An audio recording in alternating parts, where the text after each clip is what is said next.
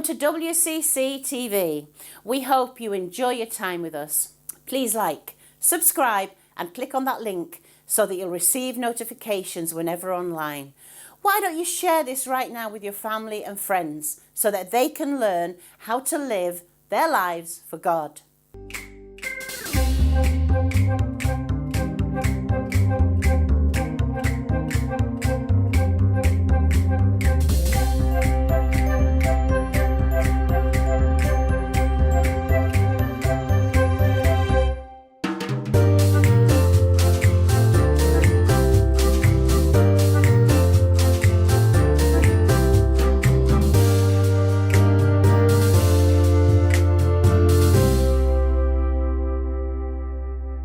The Bible I carried as a child contained a picture of Jesus in the Garden of Gethsemane. His face was soft, hands calmly folded as he knelt beside a rock and prayed. Jesus seemed peaceful. One reading of the Gospels disrupts that image.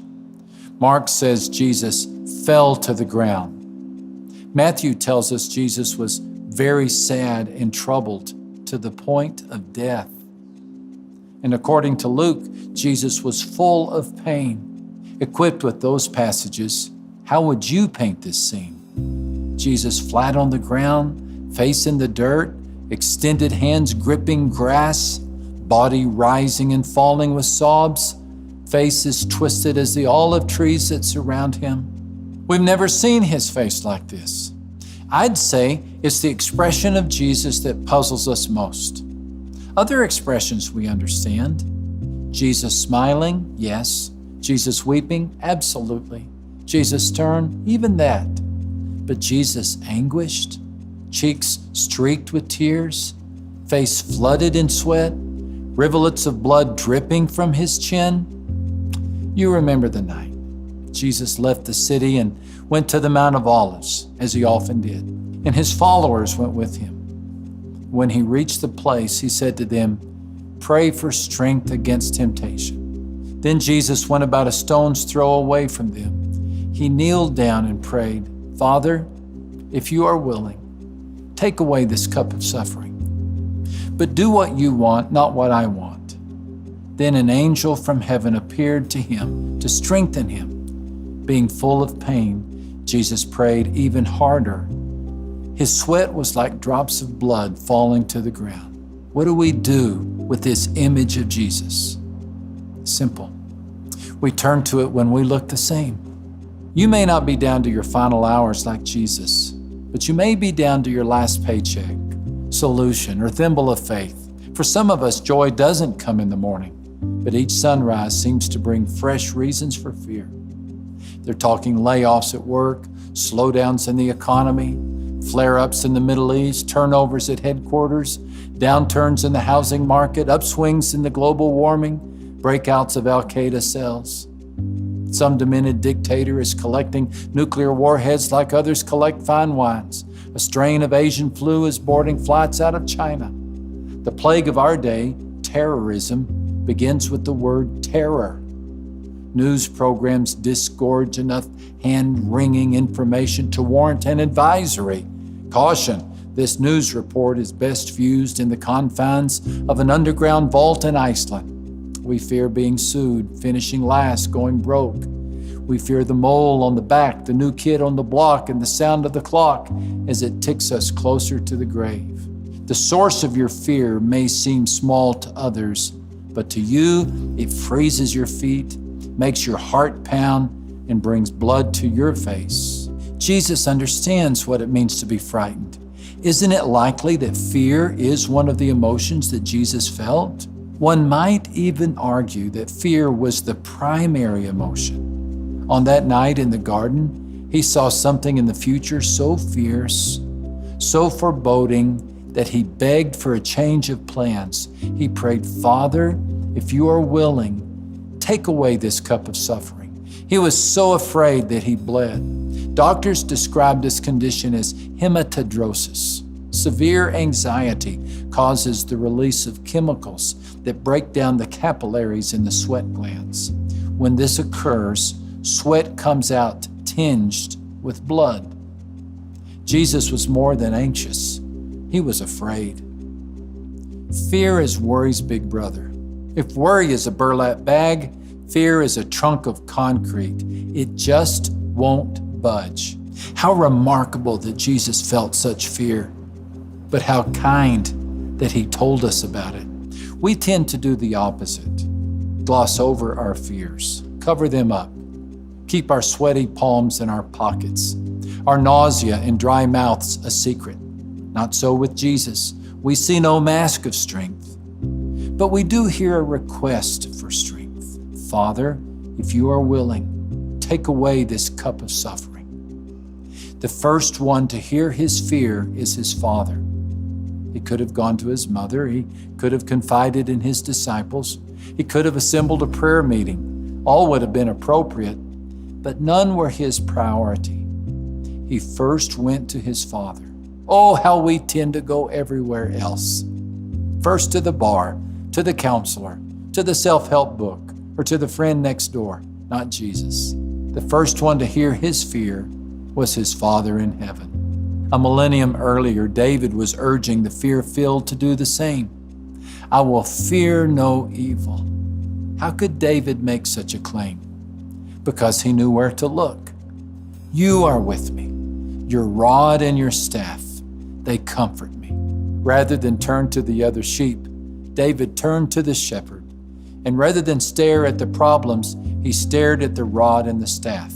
Because he knew where to look, David was able to say, I will fear no evil. Can you say the same? I'm a mother of 5. I had a teething baby. She was just beyond, and I was so tired because I hadn't slept in so many nights. My husband gave me the night off. He took the baby and said, go on to bed. I was awakened by the 5-month-old teething, screaming baby at 11:30 at night. And so for 2 hours, I tried to comfort her, and I finally got her back to sleep, and then I couldn't go to sleep. I went to the living room, I opened up the laptop, I went to Facebook, and in kicks my door. And then in come 5 shotguns pointed at me, and men behind those shotguns, screaming for my computer, screaming for my charger, screaming for money, demanding all of these things, and I feel so small. Fear has numbed my body. I see my husband step up to see the guns.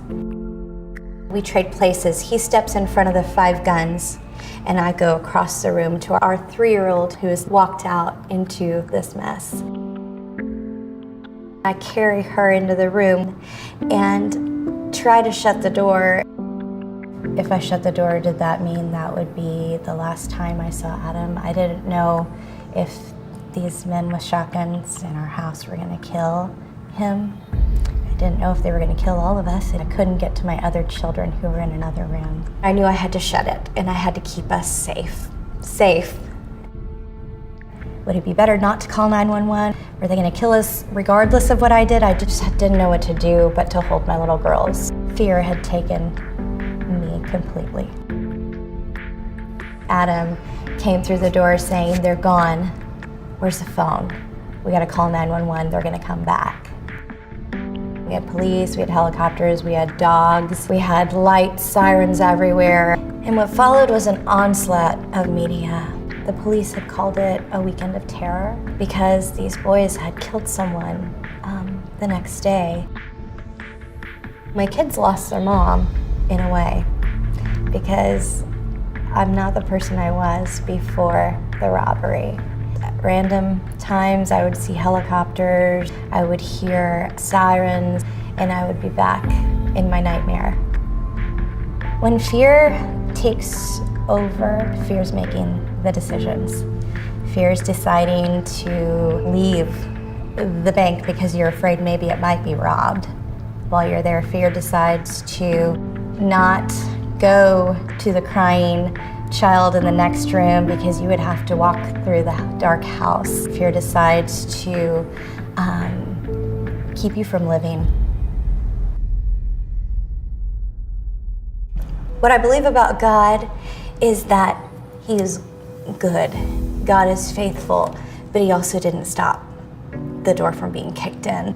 But I'm alive, so it's a mix-up. It's a, yes, you're good, and Psalm 23 reminds me of what I really believe. Fear isn't what I really believe, and it's not who I am. My burden of fear, a little bit of it drops off with each passing year. In my scariest moments, I think I'll never not be afraid. On my good days, I think I have so much hope. Every little bit of hope covers the fear. Little by little, I'm realizing God's love and the safety that I have in him. God's love is so much bigger than fear, so much bigger.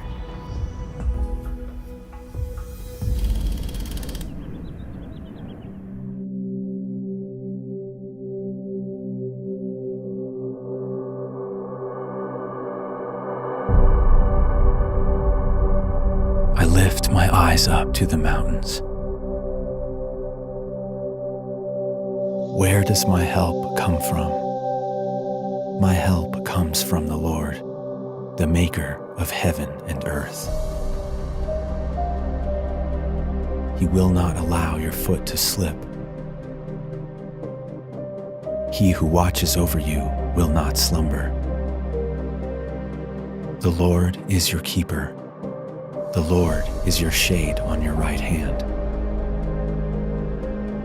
The sun will not harm you by day, nor the moon by night.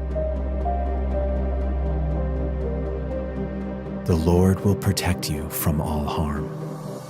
He will watch over your life.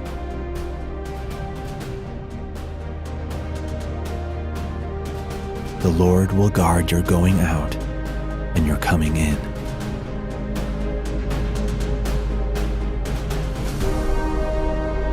From this time forth and forever.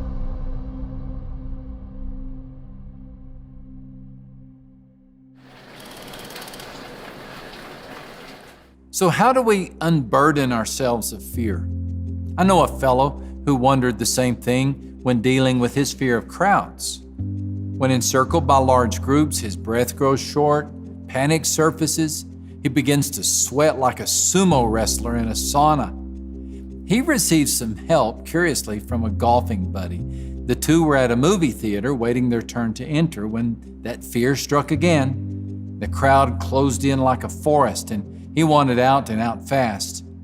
His buddy told him to take a few deep breaths, and then he helped manage the crisis by reminding him of the golf course. He said, when you're hitting your ball out of the rough and you're surrounded by trees, what do? He said, well, I just look for an opening. You don't stare at the trees? He said, no, I find an opening and I focus on hitting the ball through it. Do the same in the crowd. When you feel the panic, don't focus on the people, focus on the opening. Good counsel in golf, great counsel in life. Rather than focus on the fear, focus on the solution. That's what Jesus did. That's what David did. And that's what the writer of Hebrews urges us to do. Let us run with endurance the race that is set before us, looking unto Jesus, the author and finisher of our faith. The writer of Hebrews was not a golfer, but he could have been a jogger. For he speaks of a runner and a forerunner. The forerunner is Jesus, the author and finisher of our faith. He is the author. That is to say, he wrote the book on salvation. And he is the finisher. He not only charted the map, he blazed the trail. He is the forerunner, and we are the runners. We runners are urged to keep our eyes on Jesus. I'm a runner. More mornings than not, I drag myself out of bed and onto the street. I don't run fast, and compared to marathoners, I sure don't run far, but I run. I run because I don't like cardiologists. Nothing personal, mind you, It's just that I come from a family that keeps them in business. One told my dad it was time to retire. Another opened the chests of both my mom and my brother. I'd like to be the one family member who doesn't keep a heart surgeon's number on speed dial. Since heart disease runs in our family, I run in our neighborhood. And as the sun is rising, I am running. And as I am running, my body is groaning. It doesn't want to cooperate. My knee hurts. My hip is stiff. My ankles complain. And sometimes a passerby laughs at my legs and my ego hurts. Things hurt. And as things hurt, I've learned that I have 3 options. Go home and my wife might laugh at me. Meditate on my hurts until I start imagining I'm having chest pains. That's not a pleasant thought. Or I can keep running and watch the sun come up. You see, my trail has just enough easterly bend to give me a front row seat for God's morning miracle. If I watch God's world go from dark to golden, guess what? The same happens to my attitude. The pain passes and the joints loosen. And before I know it, the run is half over and life ain't half bad. Everything improves as I fix my eyes on the sun. What was the focus of David? He tells us in Psalm 23 and verse 4, "You are with me. Your rod and your staff comfort me." How did Jesus endure the terror of the crucifixion? Well, he went first to the Father with his fears. He modeled the words of Psalm 56:3. "When I am afraid, I put my trust in you." Do the same with your fears. Don't avoid life's gardens of Gethsemane. Enter them. Just don't enter them alone. And while there, be honest. Pounding the ground is permitted. Tears are allowed. And if you sweat blood, you won't be the first. Jesus also made his fears public. Hebrews 5:7 tells us he offered up prayers and petitions with loud cries and tears to the one who could save him from death. He prayed loudly enough to be heard and begged his community of friends to pray with him. The next time you find yourself facing a worst-case moment, verbalize your angst to a trusted circle of God's seekers. Find your version of Peter, James, and John. And in your prayers to God about your fears, be specific. Jesus was. "Take this cup," he prayed. Give God the number of the flight. Tell him the length of the speech. Share the details of the job transfer. He has plenty of time. He also has plenty of compassion. He doesn't think your fears are foolish or silly. He won't tell you to buck up or get tough. He's been where you are. He knows how you feel. And he knows what you need. That's why we punctuate our prayers as Jesus did. If you are willing. Was God willing? Well, yes and no. He didn't take away the cross, but he took away the fear. God didn't still the storm, but he calmed the sailor. Who's to say he won't do the same for you? Philippians tells us, "Do not be anxious about anything, but in everything, by prayer and petition, with thanksgiving, present your requests to God." Don't measure the size of the mountain. Talk to the one who can move it. Instead of carrying the world on your shoulders, talk to the one who holds the universe on his. Hope is a look away. Now, what were you looking at?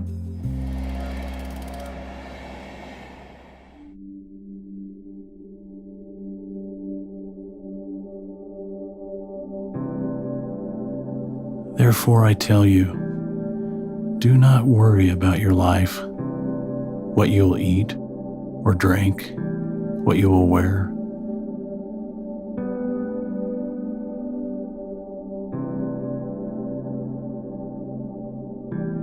Is not life more than food, and the body more than clothes? Can any one of you, by worrying, add a single hour to your life?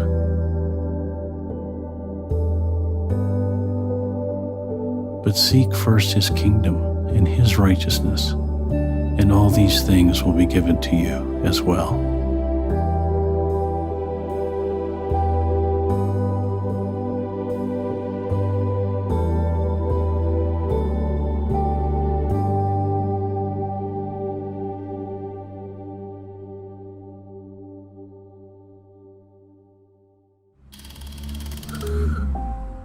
We may not start life with a lot of baggage, but the older we get, the more we seem to pick up along the way.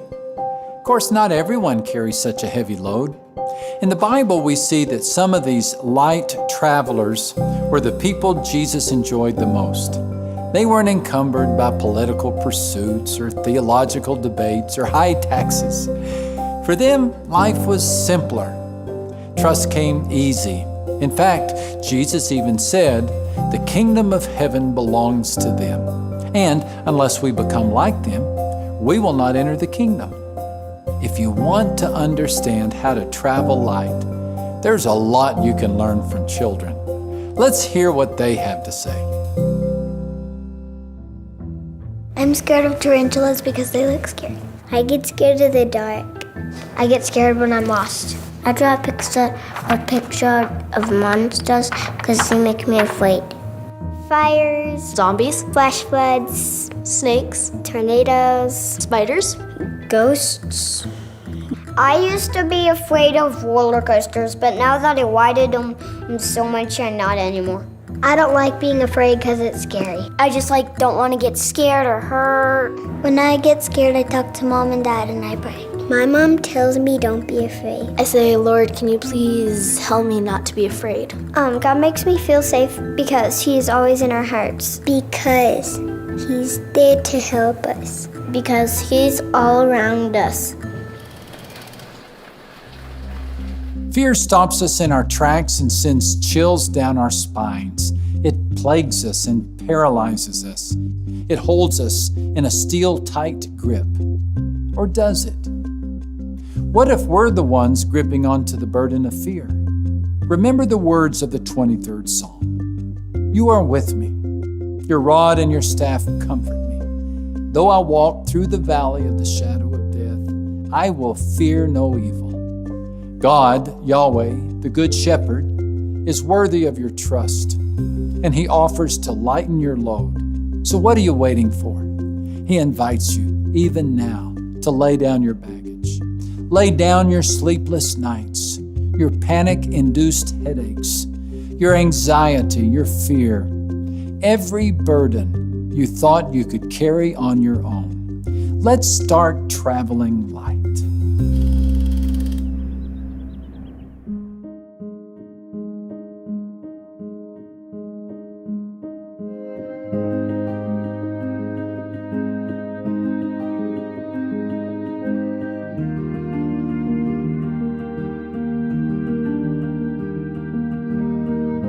I am your shepherd.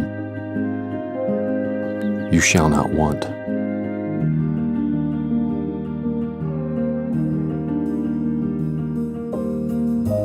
I will take you to lie down in green pastures and lead you beside the still waters. I will restore your soul.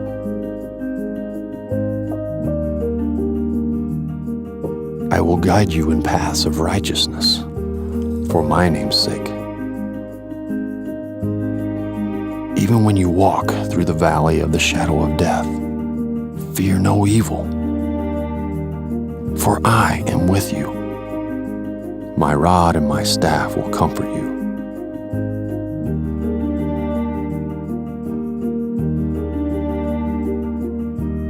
I will prepare a table before you in the presence of your enemies.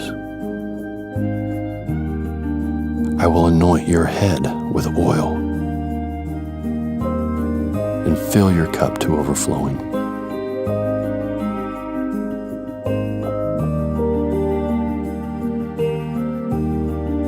Surely goodness and mercy will follow you all the days of your life.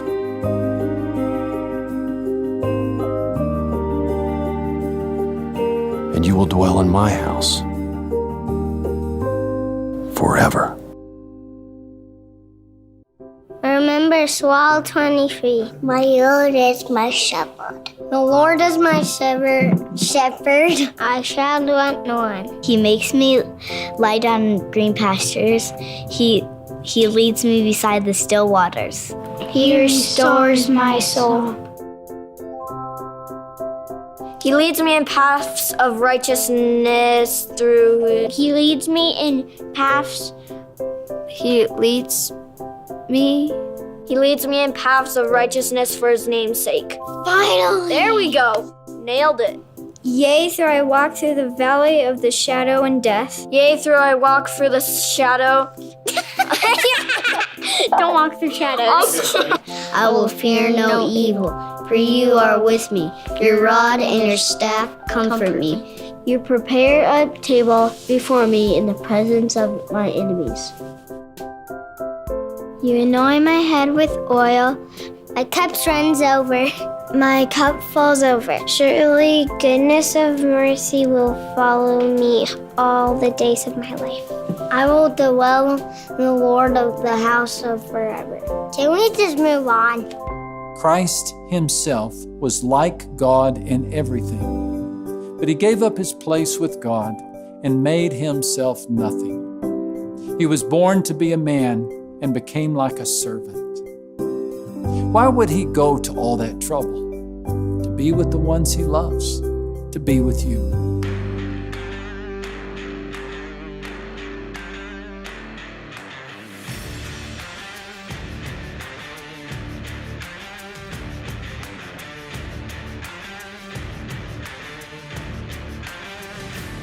Welcome back to Watch Your Mouth. I'm Kanisha. In our last session, we saw how disastrous it can be when we try to tame our own tongue. Tony challenged us to think about who is the Lord of our mouth. Instead of wrangling our speech on our own, we should surrender it to God. He's the only one who can truly transform our words to help others and honor him. Today, we're going to look at how we can help others and honor God with what we say. We've seen how our words can tear down. Now we'll learn how they can build up. Listen to Becky talk about when she and her husband lost their 17-year-old daughter, and they asked the question, God, where are you?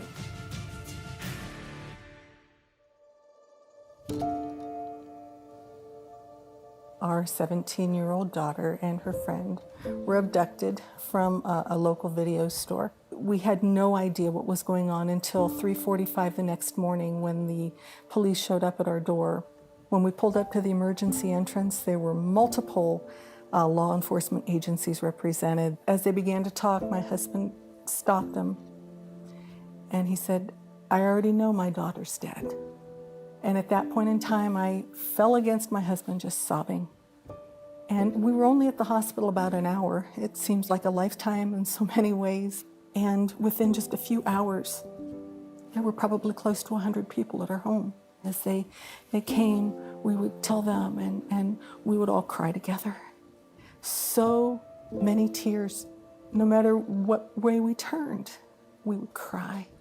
There was just so many things going on, so full of grief, of sorrow.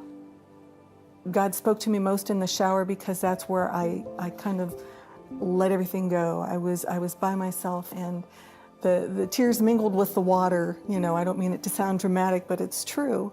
And I can remember I was washing my hair and I was just sobbing. I'm like, God, where were you? Where were you? You could have stopped this. God, you just don't understand. You don't know how it feels to lose a child. And God stopped me short and he said, yeah, I do. And I can remember standing there just sobbing when the reality hit me that if it wasn't for him losing his son, I would have no hope. I would have nothing to lean on. I had a very difficult time reading. I couldn't concentrate. I struggled with that, but I could sing. I could listen to worship music, and that the words that were spoken in those songs bolstered me and gave me the strength to take the next step that I needed to take. And at that point in time, it put such hope and peace into my heart. We prayed for God to use this story however he could, in any way that he could, that would bring glory to his name. He honored every prayer, not necessarily in the way that we would have wanted it to be answered, but we knew that God had a far greater purpose. We began sharing our story in churches. Here, out in Amish country, we had an Amish bishop call our home and invite us to his home because he wanted to talk to us. It was such a tragic thing in our area, but because we allowed God to use it, because we gave God the glory, and we offered forgiveness to the man that murdered her, it spoke volumes to people here. There were so many times when I just wanted to give up.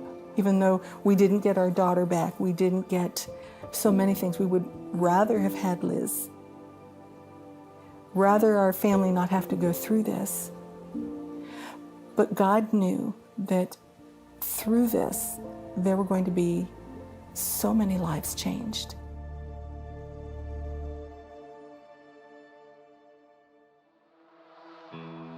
Well, just as you saw in the previous video, life has hurts, pain, and sometimes that pain can be overwhelming. That's precisely the situation that Jehoshaphat was in 2 Chronicles chapter 20. He said, every direction I looked in, I was under oppression. The enemy was coming against me. You may have been, or you may be now, in a situation like that, where there are no exit signs and you don't know how to deal with this. It's like the man who said, if something else goes wrong with me, it's going to take me 2 weeks to get around to worrying about it because my plate is so filled with problems and pain and circumstances. Some may feel like you're in a boxing ring and you're being hit with punches, the punches of life, and the ref won't stop the fight. He just lets you keep getting pounded. What do you do? And how does the tongue play into this? Well, Jehoshaphat, after he told God about his pain, his problem, his circumstances, called the people together, and the people all fell down and worshiped in the midst of their problems. It says in 2 Chronicles 20, they told God, we don't know what to do. It says that they sang to the Lord and praised him in holy attire. And then it says, when they began singing and praising, the Lord set an ambush against their enemy, so they were routed. Praise. Did you know that if you can praise God in the midst of your problems, that you can see God meet you at your place of pain? Now, this is not about emotions, because you probably won't feel like praising God when you're hurting. You probably won't feel like praising God when you feel defeated. But there is victory in your voice. Why? Because God's address is praise. You can always locate him in praise, because God inhabits the praises of his people. That's why you see praise popping up all through the scripture, worship popping up all through the scripture. You see Paul and Silas in jail, incarcerated, trapped, no way out, and it's at midnight. You know what midnight is? That's the darkest hour. That's when there's no light. There's no escape. But the Bible says at midnight they lifted up their voices. At midnight they praised God. At midnight they raised their voices, and they saw God meet them in their incarcerated reality. I don't know what you are facing right now and how deep it goes. I do know life can hurt. And sometimes, like Popeye in the cartoon, you say, I've taken all I can stand, and as he would say it, I can't stand no more. I want you to get your praise on. I want you to look heavenly and bless the Lord your God. And then I want you to get some other folk to do it with you. Like Psalm 34 says, oh, magnify the Lord with me. and let us exalt his name together. And guess what it goes on to say? My fears looked up to him and were glad. So you want your fears, the thing that's causing you trepidation right now, to smile? Get your praise on. And let's see how God gives you victory in the midst of your voice.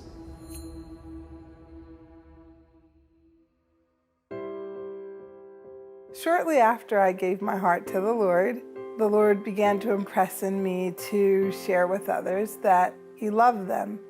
And so it would happen randomly, like in different places, like the grocery store or restaurant or parking lot. And I would tell them that he loved them, but their response was interesting. They would say, oh, thank you, or not say anything at all. And sometimes it seemed like they didn't believe me. And so that concerned me. And so I prayed about it. And I asked the Lord, I said, if this is what you want me to share with people, that you love them, I'm asking you, Lord, to impress it in their hearts in such a way that it makes a difference in their lives, that they believe it when I tell them.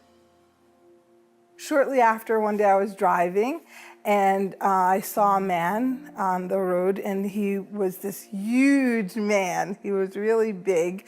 He was tall and he had muscles all over, and his head was bald, and he was just so big that he was scary to me.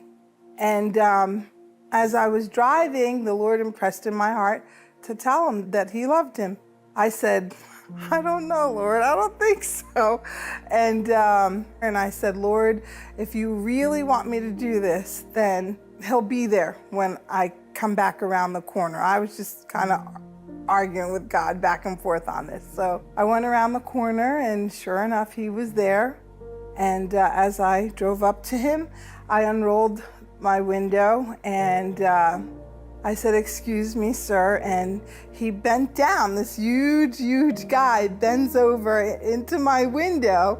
And I said, the Lord wants me to tell you that he loves you and that you are of great value to him. And when I told him that, this huge, huge man just broke down and started crying, just sobbing. And he said, you just don't understand. I was just asking God if he loved me. And here I stopped and told him the answer. I cried. I cried because God used me to touch somebody else's life where it meant so much to them. It made me cry to experience that and to know that God was using me. In this small way, he was using me to touch someone else. I realized that for me, that this was a time for me to be obedient to God, to continue to be obedient, that when he impresses in my heart to tell someone that he loves them, that I really need to do it, and that he is working in their lives. Well, I was encouraged just hearing from our sister about how she wanted to use her tongue and her mouth and her speech and her voice to be a blessing to others. Route 1 in California is kind of a treacherous route going along the Pacific coast. There are a lot of twists and turns that have to be negotiated. So is life. Life has twists and turns that require wisdom. Wisdom is the ability to negotiate the twists and turns of life carefully.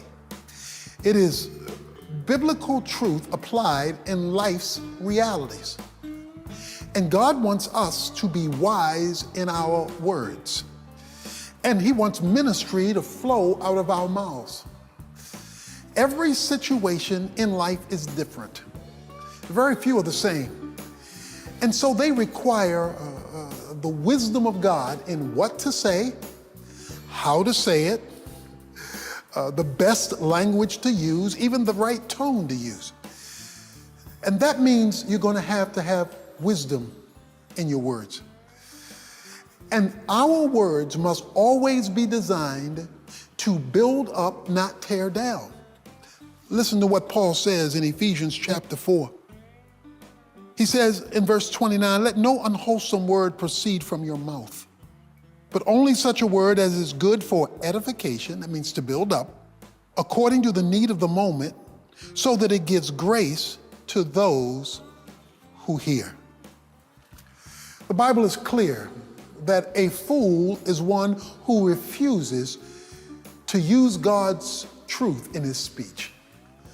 The question you and I have to ask as we speak and minister to others, even as we seek to correct them, is what would Jesus say? And how would Jesus say it? Because the answer to that question will turn your words into ministry, and it will give wisdom to what you have to say. We live in a world today when there's a lot of hurt and pain in what people have said. Many a child has been broken by the words of their parent. Many adult has not achieved because they remember something that was said to them when they were a child. It wasn't wise. It wasn't the most appropriate thing or the most appropriate way to communicate it when it was said to them. So what God wants you to do, according to Colossians chapter 4, verse 6, he wants you to add some seasoning, some salt to your speech. Season your words with salt that it might minister grace to the hearer. I like a little salt on my food. You know why? It makes it tasty. Now, a lot of people will speak how they feel regardless of how it tastes in the ears of the person to whom they're speaking it. But the question you have to ask is, do I want to hurt here or do I want to help here? Because if I just want to hurt, then I don't care what I say. But if I'm trying to change something, improve something, if I'm trying to grow something, if I'm trying to make someone better, then I want to build them up, even if that means telling them the truth about something that hurts. And that's why Ephesians 4 says, speak the truth with love. You don't compromise the truth because you love a person, but you don't speak the truth any kind of way so that there's no love in the communication of it. You want two things to happen. You want to be honest with your words because that's wisdom's way. Wisdom is always truthful, but you want the other person to know that you care about them in the truth that you're communicating. And whenever truth and love get married, you have a baby called wisdom. And when wisdom is applied in speech, lives are transformed.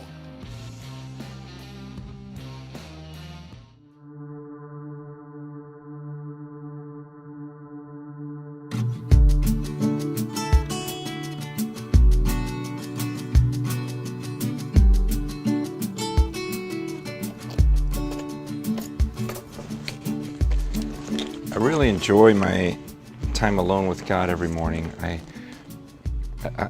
like everyone else, I enjoy reading books or getting together with other Christians or even listening to sermons, but there's just no replacement for my time with God when it's just He and I actually believe that He's communicating with me. Like I'll be reading the Bible and things will jump out to me and I'll just feel like He's speaking directly to me. And the thought of prayer, and now I'm speaking directly to Him, and it's this relationship. It's like nothing else. You know, the Bible says in Colossians 1, verse 16, it says that I was made by Him, but I was also made for Him. And I think about that word "for," like, okay, there's a reason why I exist. I was made for Him, and it's similar to Ephesians 2:10, where it talks about how I'm His workmanship and I was created for good works that He determined beforehand that I should walk in them. So even before He made me, there were these things that I was made to do. And sometimes when I pray in the morning, I say, God, show me today. I know there's a reason why I exist. And it's not just this weird, okay, there's a purpose to my life, but there's a purpose to this day. And I say, God, okay, so as I go about my day, show me what I'm supposed to do. And it's amazing how different the day seems to unfold. I mean, in a real way, like things just happen where I go, wow, I think that was part of my purpose today. Like, this is what I was made for. It takes effort to hear from God in the morning. Like, sometimes I'll notice I don't really put a lot of effort or thought into my time with God, and maybe I rush through it because it takes work. Like, I really have to think and clear my mind of everything else, and I need that in the morning, because it seems like once you start your day, there's so much noise and racket and voices and everything else and all these different influences, and some people feel like, well, my day's so busy, I don't have time to just sit and quietly and just focus on God. And yet, in my mind, I think, well, you don't really have time not to. I mean, how can you afford not to think about God? We all will make statements like, I know I'm not guaranteed tomorrow, but I mean, how many people really live that way and really think, okay, I want to know, I want to hear from God, I want to be close to Him, because this literally might be the day that I see Him. I mean, isn't that the most intense thought, to think that there's no reason why today wouldn't be the very day that I actually stand before the throne of God and see Him? What if this was the day that you actually saw God? I mean, I've read about Him, I've spoken to Him, I think about Him, I have this relationship with Him my whole life, but that is the craziest thought, to think that I literally could see Him today.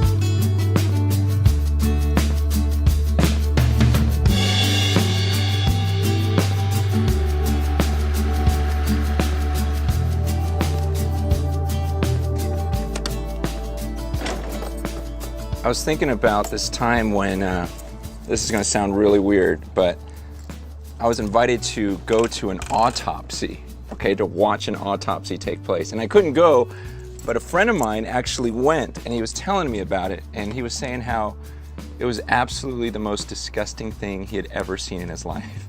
Because he says, you're watching, here's this human body, okay, imagine this, he just died not that long ago, sitting on a table, or laying on a table, and the guy just comes and just cuts them right up the middle, spreads them apart. Then he takes like these garden, like lopper type of things, you know, that you would break branches with, and he just went down each of the ribs and then just pulled the body open, and then he started pulling things out of the body, like different parts out of this guy's chest. And he was like, oh my gosh, like you can't do that to a human being. He was so blown away by almost like this disrespect for a human body. And I was thinking to myself, I am so glad I didn't go, because I think I would have thrown up. But then I thought, maybe it would have been good to go. Maybe there's something healthy about just seeing a body laying on a table and realizing, yeah, that's all it is. It's just a body, and that'll be me one day. Because sometimes it's almost like we have too high of a regard for human bodies and too high of a regard for our life on earth, and there's something healthy in seeing another human being laying on a table, knowing that, yeah, that'll be me someday. And I know I'm broaching a subject that some would say is maybe taboo, or we just shouldn't talk about this, or it's kind of morbid, but King Solomon said in Ecclesiastes 7 verse 2, he says it's better to go to a house of mourning. He goes, it's better to go to a house where people are mourning someone's death. It's better to do that than to go to a house of feasting where everyone's just celebrating and laughing. And he says the reason is, he says, because death is the destiny of every man, and the living should take this to heart. He says we should be in places where there's death and where there's mourning. He goes, because we who are living need to realize, oh, that's going to be me one day. And he says it's good. We have to take this to heart. We have to think about it. In your groups, I hope this doesn't sound disrespectful, but I think it would be good for each of you maybe to talk about some people in your life who died abruptly. I know we all kind of die unexpectedly, but just some people where you're shocked, they passed away, and maybe talk about some of their achievements, things they did while they're on the earth, but also be willing to talk about some of their regrets. Maybe you had an opportunity to talk to them at the end of their lives. I mean, what an honor. And maybe they shared with you some of the things they wish they had done differently. It is so important to learn from people like that. And then after you do that, talk about your own life and talk about, what if today literally was the day you came before God? What would you regret? And don't just talk about it, and don't just say, oh, I need to change this because I don't want to end my life this way. I mean, talk about things you can change today. Say, you know what, this is what I want to do because I don't want my life to end this way. I know this would be a regret, so I will change this literally. I will do this today. And share that with the group, and then hold each other accountable on these issues. Thank you so much for joining us on WCC TV. We hope to see you again next week at 5 p.m. for our next episode. God bless you all, and remember, give God the glory.